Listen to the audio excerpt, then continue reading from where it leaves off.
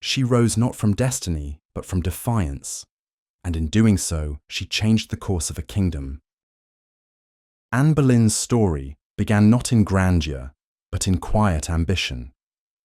Born around 1501 at Hever Castle, Kent, to Sir Thomas Boleyn and Lady Elizabeth Howard, she was the second daughter of a family with little to suggest greatness. But even as a child, Anne was different. She was sharp-eyed, quick-witted, and carried herself with a quiet confidence that belied her age. Her father, ambitious and cunning, recognized early that Anne might someday help the family rise in favour. At just 12, she was sent to the court of Margaret of Austria in the Netherlands, where she absorbed the polish of European refinement. A few years later, she joined the court of Queen Claude of France, there that Anne became truly remarkable. Fluent in French, skilled in music, dance and fashion, she learned to wield charm like a weapon. Men in the French court called her La Petite Boleyn, the little one, with dark, intelligent eyes and a smile that could cut as sharply as a blade. When she returned to England at the age of 21, Anne was no longer just another noble girl. She was ready to command a room. At court, Anne quickly caught the eye of nobles, poets, and even foreign diplomats. But it was Henry VIII who fell hardest. By the time Anne arrived at court in 1522, Henry's marriage to Catherine of Aragon had grown cold. Catherine was 7 years older than Henry, her beauty faded, and, most importantly, she had failed to produce a male heir. Henry noticed Anne during a masque.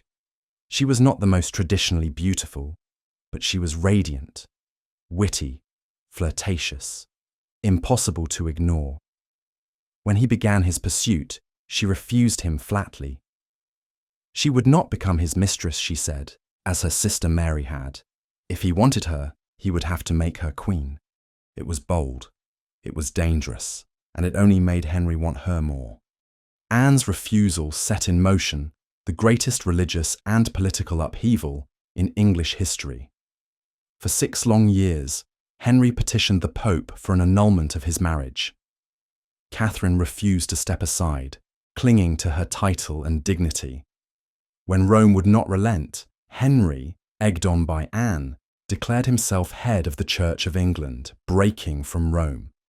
By 1533, Catherine was banished from court, and Anne was pregnant.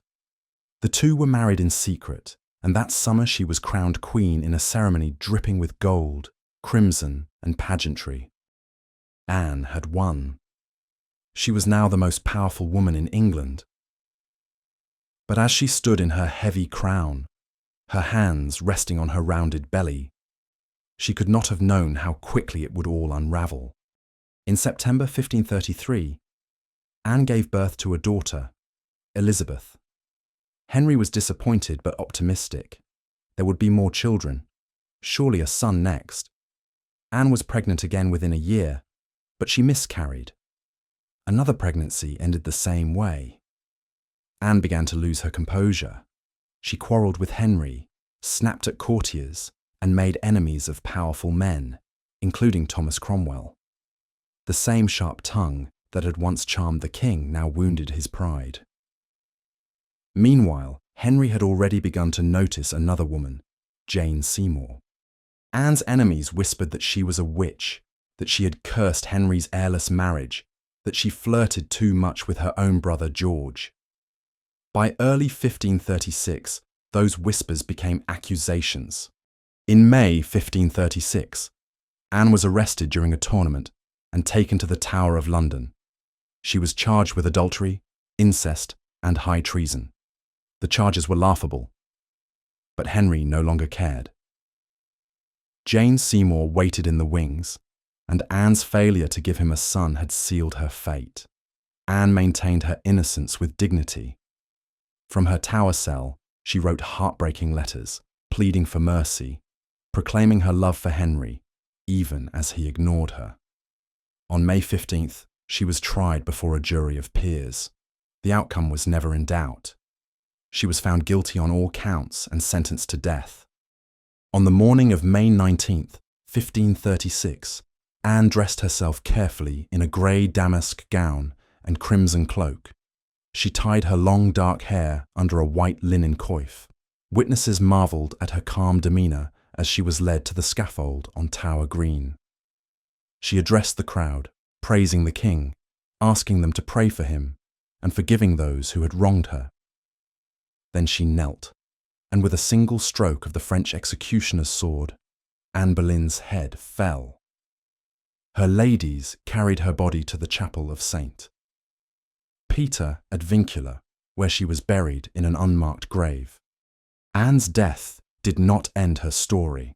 Her daughter Elizabeth grew to become England's greatest monarch, the Virgin Queen, who presided over a golden age. It is one of history's cruelest ironies. The woman who died for failing to bear a son gave England a daughter who would outshine every Tudor king. Anne Boleyn remains one of history's most fascinating figures, not because of how she lived, but because of how she died, with grace, courage, and a quiet defiance that still echoes centuries later. Anne Boleyn lost her crown, her love, and her life, but not her legacy. That endures still.